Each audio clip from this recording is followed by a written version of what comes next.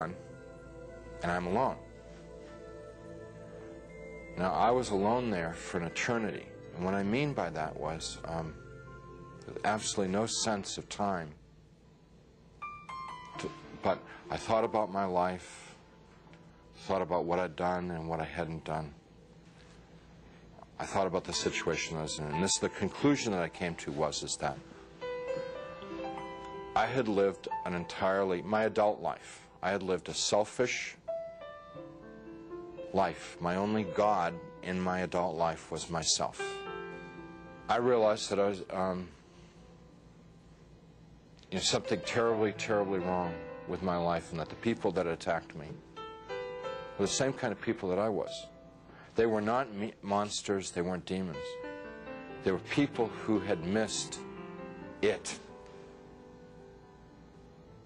The point of being born and being alive in this world. They'd missed it, and they'd lived lives of selfishness and cruelty. And now we're in a world where there was nothing else. There was nothing but selfishness and cruelty, and they were doomed to inflict that upon each other and upon themselves, probably forever and ever and ever and ever, without end. And now I was a part of it. And it seemed like, although I didn't want to be there, it seemed like probably the right place for me to be. There was a sense of like, this is what I deserve, because this is what I lived. You can't imagine how emotionally painful that was. And I'm lying there for time without end, thinking about my fate. And in the back of my mind comes up an image of myself as a child, sitting in a Sunday school classroom, singing, "Jesus loves me." I could hear in my mind, "Jesus loves me, la la la. Jesus loves me, la la." And as I recalled myself singing it and I could hear myself as a child singing it. More important than anything else was that I could feel it in my heart that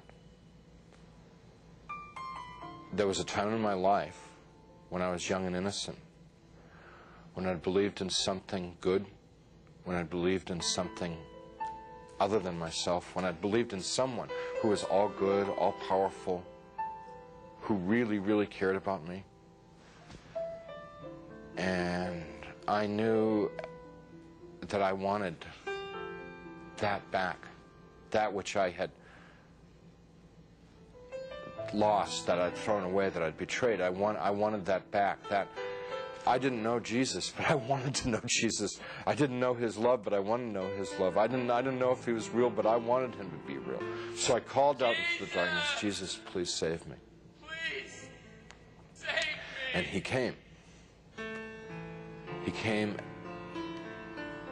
First, there was a tiny little speck of light in the darkness, and very rapidly got bright. And the light became so bright that if it were in this world, it would have consumed me. It just would have fried me to a crisp. But it wasn't at all hot or dangerous there. The light just came upon me, and He reached down. He was in this light, and He reached down out of this light and gently started to pick me up. And in His light, I could see that I was gore and filth and wounds all over. And I looked like roadkill. And He's gently putting His hands underneath me and very tenderly picking me up. And as He's touching me, everything just goes away.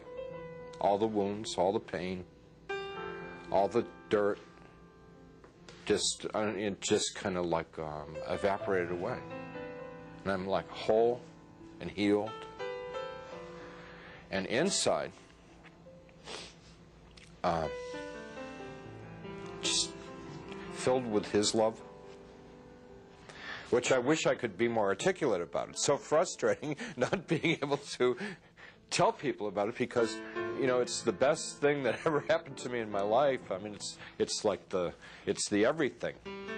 It's the all of life is to know that love. And I get to it and I just can't describe it. I can't convey it to you. So he's holding me and embracing me, rubbing my back like a father would his son, like a mother would her daughter, just gently rubbing my back.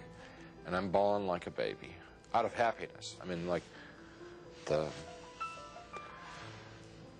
release, you know, having been lost and now been found, having been dead and now brought back to life, you know. And he's carrying me out of there. Up, we just go. Out. And we're moving towards a world of light, and I began to have thoughts of tremendous shame that I've been so bad. So I thought of myself as dirt, garbage, filth. And I thought to myself, he's made a mistake. I don't belong here. He doesn't want me.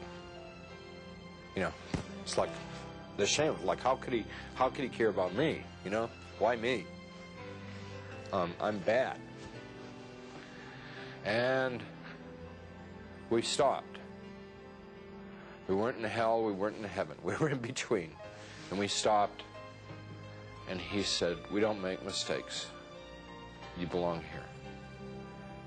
And we began to converse, and he was talking and telling me things, and he brought over some angels, and we went over my life from beginning to end. And what they wanted to show me in my life was what I had done right and what I had done wrong.